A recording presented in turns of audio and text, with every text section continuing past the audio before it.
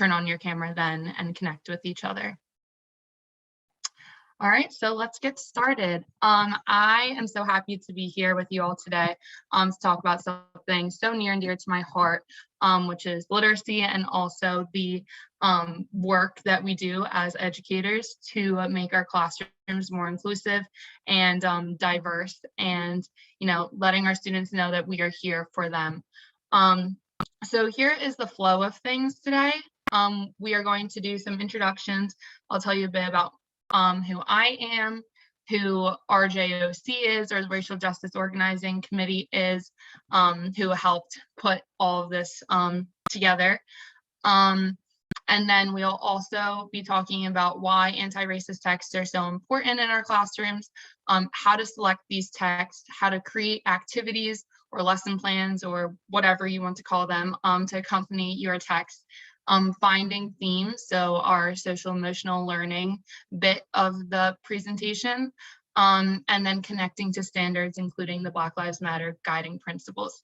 And then at the end, we will have a chance for you guys to go into breakout rooms. We will watch a read aloud, and you will be able to go through the process that I'm going to highlight and create your own activity plan. So we'll get started. If you have any questions or comments, I encourage you to drop those in the chat, and I hope to get to them. If I fly through a little bit, I just want to have, as much time as we can in those breakout rooms for you guys to be doing this, because as teachers, we know we learn best when we're doing it ourselves. So here's my introduction. I am Sarena Vogelsong. I am an autism support teacher in West Philadelphia. I actually just graduated from Westchester University in December and walked right into my dream position at Mastery Charter School. I graduated Westchester with an elementary and a special ed certification with a minor in youth empowerment and urban studies. And with that minor, I was able to have an internship with the Racial Justice Organizing Committee of Philadelphia, where I met Clarice and Blair, who are pictured here and were the co-creators of this library campaign. Blair has held several positions within the School District of Philadelphia, from curriculum coordinator to assistant principal, and she was a classroom teacher, as well as Clarice. She's been teaching for 15 years in the School District of Philly, and she works year-round. She's like the backbone of RJ some days, most days, to make sure that we are implementing the Black Lives Matter demands throughout the year, not just this week or as Black History Month approaches. It's a year-round thing. So we head a few campaigns in the Philadelphia area, and Tamara gave us a brief introduction at the beginning of the presentation with who RJ is, so I'll tell you a bit more about what we do. So our biggest campaigns right now are the Groceries for Philly campaign, where every month we post up at a school or community center around Philadelphia area, and we give out tons of free groceries.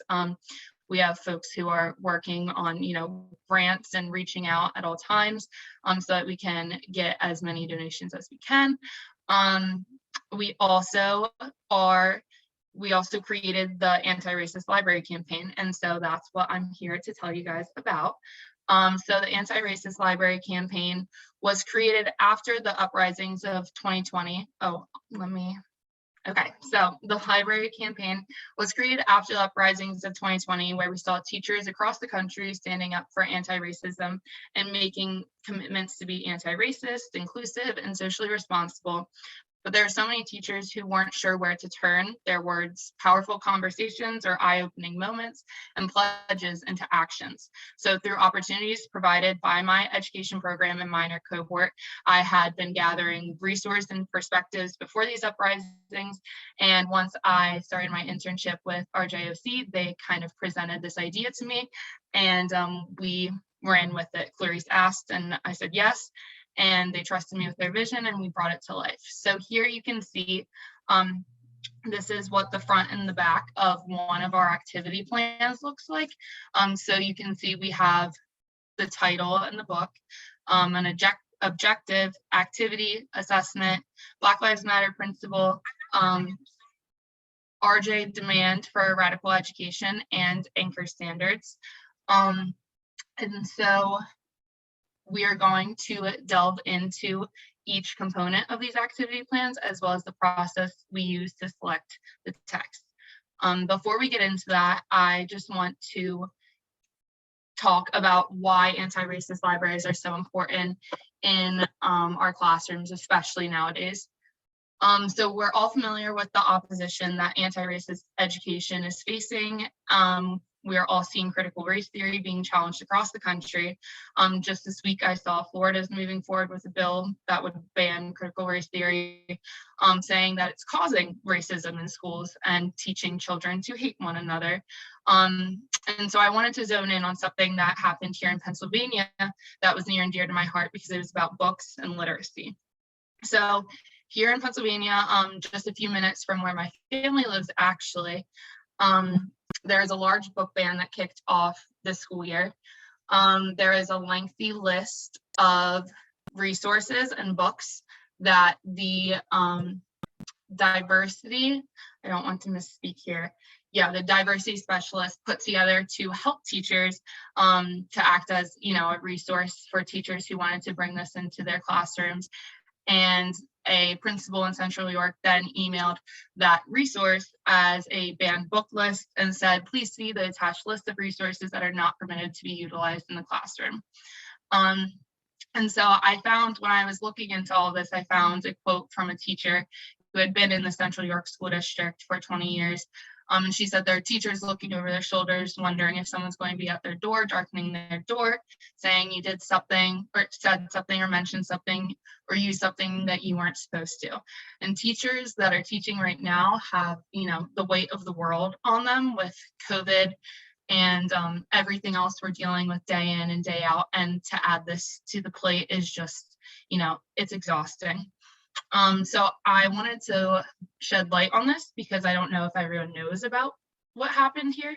I believe there is a link to that will be dropped in the chat with the book list if anyone is interested in looking at it, but I will share some highlights. Some of the books that were included on this book list were books that we are very proud to have as part of our library campaign. And there's also books that guided most of our, I can imagine, personal practice, including how to be an anti-racist. We want to do more than just survive, white fragility, cultivating genius, as well as presentations on anti-bias and Sesame Street episodes talking about racism, and the Black Lives Matter at school as a whole was just listed, ban Black Lives Matter at school. So we know that literacy is paramount in education and historically has been. And, during times of slavery, to be able to read was to open a door to freedom. And as Frederick Douglass said, once you learn to read, you will be forever free. But with these book bans, we are perpetuating a cycle that bars our Black and Brown students from their freedoms. So I just want to shed light on them to kind of preface why these anti-racist libraries are so important, not just, to have fun activities for all the students in your classroom, but as well as, making sure that we know that it's challenging to be a teacher right now, but there are ways, to go about it that will support your students and support yourself. And yeah, so moving forward into the more fun stuff, we will talk about how we selected the text for our anti-racist libraries. So we wanted to select text that included mirrors, windows, and doors, or sliding glass doors. And this is from the work of Rudine Sims Bishop. She says, literature transforms human experience and reflects it back to us. And in that reflection, we can see our own lives and experiences as part of a larger human experience. Reading then becomes a means of self-affirmation. And so when we choose books that provide our students with mirrors, what we mean by that is we are showing them that we see them and we value them and we support them to be completely themselves. We're providing various representations for the various identities within your classroom. It's important to incorporate intersectional identities too. and mirroring similar life experiences of the students in your classroom. You are also, in turn, building community by acknowledging your students as not just students, but humans that have a lot of backgrounds and cultural identities, religious identities, so on and so forth. We could go on. And so when we are including books that represent them, we are showing them they have a place in this classroom, and also teaching the other students in the classroom, we value everyone who walks through those doors. And when we are providing our students with windows, what we mean by that is giving students the opportunity to explore in ways that they may not have been able to been before. We're introducing new topics from safe and supportive environments. So the way you introduce a new culture, religion, or place. I know as a teacher, like there are so many times we in class talk about or read a book about somewhere new or, a new tradition or experience, and our kids get so hype about it. And I just always think to myself, like, what if as adults we responded with that same hype that kids when they read a book about a new place or experience or adventure. It's just so cool to think about. And also when we're providing these books with windows, we're giving a grounds to approach tough conversations. And so in our anti-racist library campaign, we included the book Something Happened in Our Town, which was about there were two sides of the story. And so there is the white student and their family experience, and then the Black student and their family experience with seeing police brutality in their town. And so, for our students who may not have experienced this before, this book provides a safe ground to start that conversation and expose them to the fact that these things are happening in our world, in a safe and supportive environment that lets them peer in with being safe. Also, with sliding glass doors, we are then able to bring in the powers of transformative reality, where students might see themselves in a way they've never seen themselves before. So thinking of the sliding glass door, it's like you're walking out into a new world. And so in our campaign, we included If Dominican Were a Color and Your Name is a Song, because these both took readers on these sort of magical trips to places like the Dominican Republic. And Your Name is a Song, the mother is showing the student or her child who came home from school after being bullied for her name, that there's so much power in one's name and everyone carries a name, and there's a lot of beauty in that. And so when we are providing our students with all three of these, the sliding glass doors, the windows, and the mirrors, we're making sure we're including representation, as well as allowing students to peer in to new worlds and build tolerance and appreciation for other people and cultures. Also in our text, we are able to eliminate common stereotypes, such as, if you're including books about the traumatic experiences that Black and Brown communities face, you also need to be including stories of Black joy. And so we included Black as a Rainbow Color, which talks about how students learn about the beauty of the word Black and how to, appreciate and not be scared of using that word in the classroom. And also we talked about, or we included a book with family dynamics and eliminating stereotypes within family dynamics, such as in Hair Love, where the father is dealing with the daughter's unruly hair that day. And so we're shining light and love on Black fathers, and stereotypes of other identities, such as, stereotypes about people with disabilities. And so in Intersection Allies, it provides students, with the conversation starters to talk about, if they don't have experience with people with disabilities, asking questions is okay about, those different disabilities and understanding them, because if it's something that's not new to them, or new to them, it just provides, a safe place to talk about that and understand more. And also when we're choosing our text, we should be considering our author's identity. So giving priority to authors who share an identity with the characters in the story. So when Your Name Is a Song, I want to shout out the author, who is a Philly teacher, as well as children's book author, but she, shares an identity with all of the main characters in the book. And in Frybread, it is a Indigenous author writing a book about Indigenous, traditions.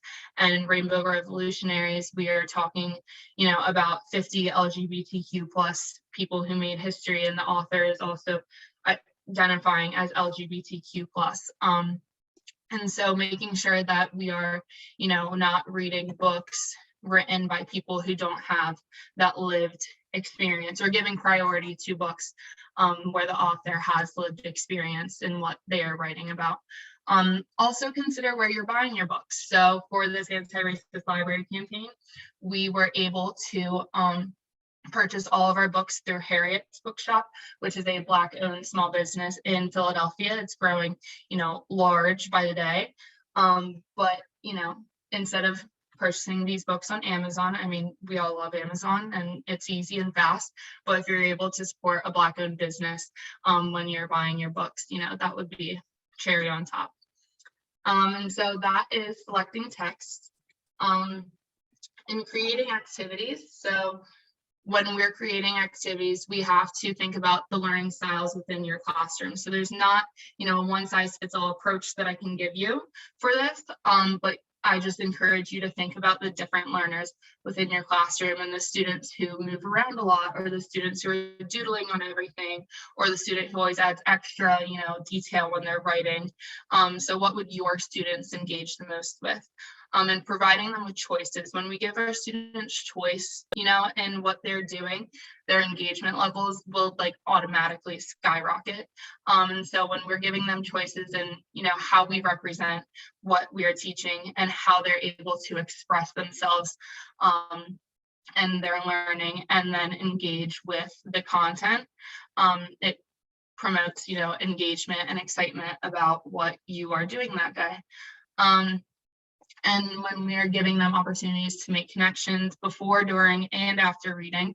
So in each of the activity plans, we have a before reading component, a during reading component, and an after reading component, to make sure that we're, setting clear purposes for why we are reading a certain text, as well as while we are reading, how we are going to be thoughtful on how we think aloud about the content that we are reading.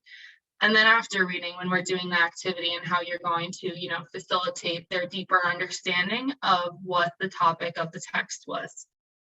And also making connections to themselves and the world around them, or other texts that they've read, is really important, not just for their comprehension, but for their understanding of why you brought this particular book into the classroom.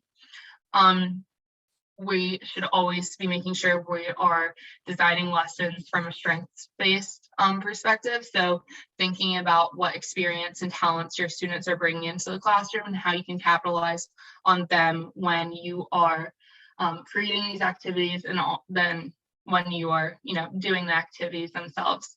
And for your objectives and your assessments, we all have to have them, but make sure that you are tying them directly to what your students will be doing.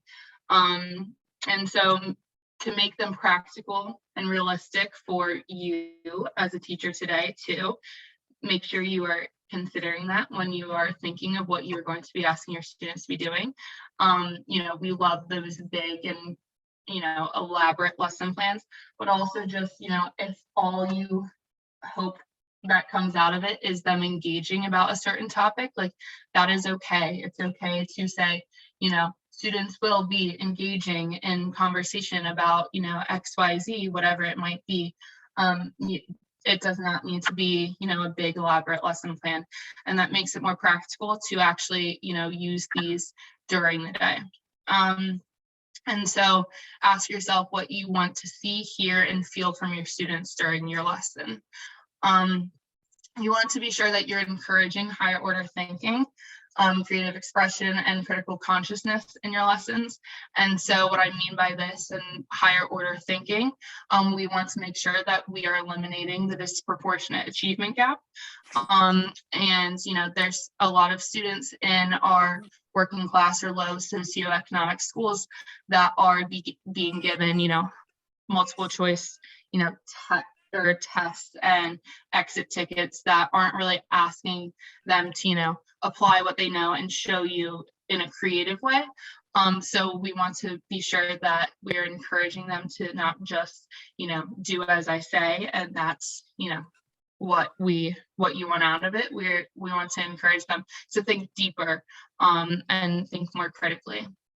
And making sure that your assessments are authentic. So, not just handing that exit ticket to them and having them, turn it back and not engaging with it, making it authentic so that, they remember it and they go home and, they tell someone at home about what they did at school that day. So yeah, those are my guidelines for creating the activities, I guess, and the different things we considered when creating the activities.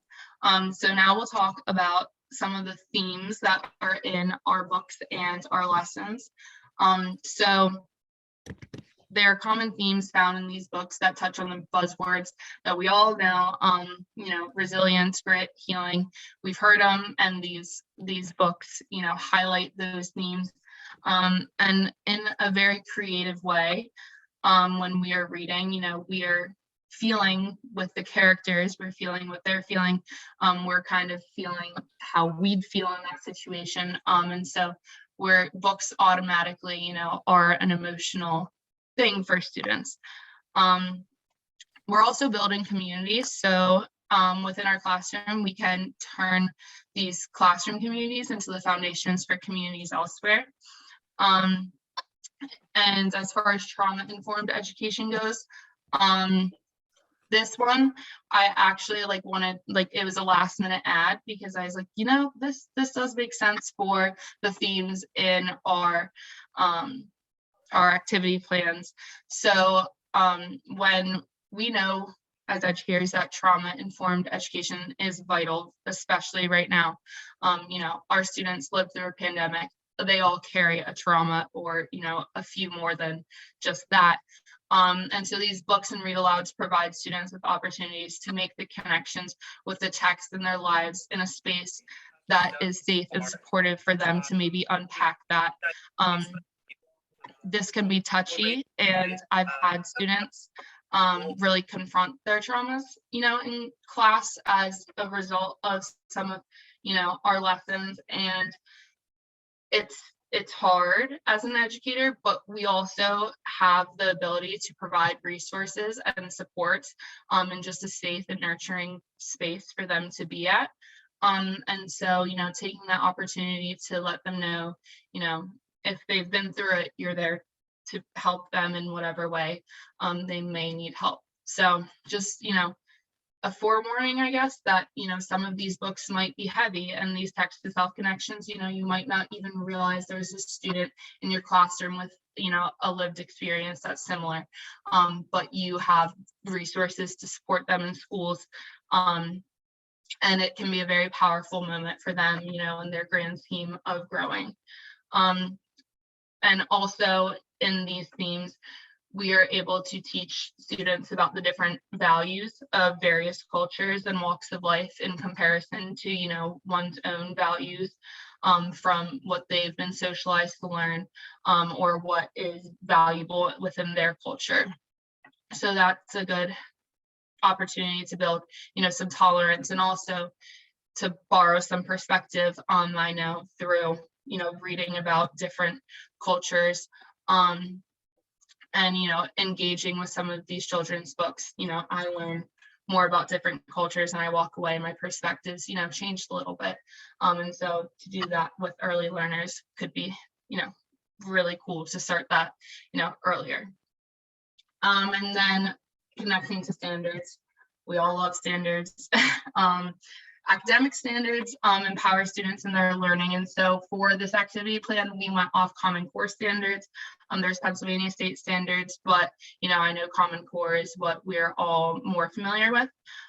And so standards are a good thing because they allow us to create developmentally appropriate lessons and activities and understand the role of the teacher in the lesson to promote the greatest student agency. And so we're just ensuring that our students are able to engage with the content at their maximum level, and taking time to think through how much the student will need to scaffold or facilitate. And students should be the agents in their learning. So think about, how much or how little does the teacher need to be doing during this lesson. Also, RJOC has demands for radical education transformation that we tied one demand to each activity plan, making sure that all demands were highlighted in the campaign. And so, as teachers, it's important that we realize that we are agents of change in our classrooms and schools and communities. And when we are ensuring that, what we are doing in our schools is also demanding radical education, transformation, we are kind of, hitting two birds with one stone. And we need teachers in the systems and institutions to abolish the systemic and institutionalized racism within them.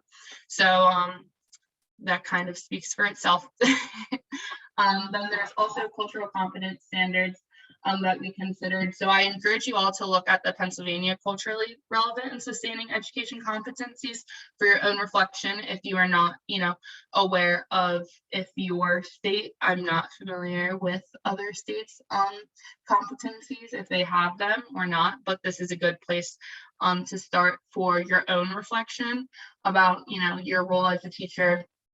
And so then we get to the Black Lives Matter 13 guiding principles. And so we were so excited that we were able to tie one principle from each, one or two actually principle from Black Lives Matter 13 guiding principles to each of our lesson plans. And by doing this, we're ensuring that we're actively supporting Black Lives Matter in our classroom throughout the year. And these principles are really thoughtful and really cool. And I really loved when you read something for the first time and you wish you could go back and read it again for the first time and have that same wow moment. That's how I feel about, reading these 13 guiding principles. They're just so thoughtful, and the thoughtful principles will inevitably lead to thoughtful lessons and themes. And so now it is your turn. So we'll be using the children's book, The Proudest Blue, which is by Itihaj Muhammad, and we're going to watch this as a whole group. So I will just click play here. We'll watch it. It's about a 5-minute video. And then we're going to go in breakout rooms, and you will get a chance to discuss why you think we chose this text. So thinking about the author and the author's identity, as well as the mirrors, windows, and doors concept that we are introduced to. And you can come up with one objective and one activity. You can think little, you can think big, you can think what do I want to do next week in class? Or, if I could have my dream classroom and, all the resources in the world, what would I do with this? And then I encourage you to align it to a Black Lives Matter principle and an SEL theme, and how you will highlight this for your students. So the breakout rooms will be groups of about 10 or 5, I'm sorry, and we'll have about 10 minutes in these breakout rooms. And so I will press play on this video now, and then you will go into your breakout rooms. You will use the link in the chat for the Padlet and the directions I put on the Padlet for you to refer to, so you don't have to, take a picture of this. They're all on the Padlet. So just sit back, relax, and we'll read a story.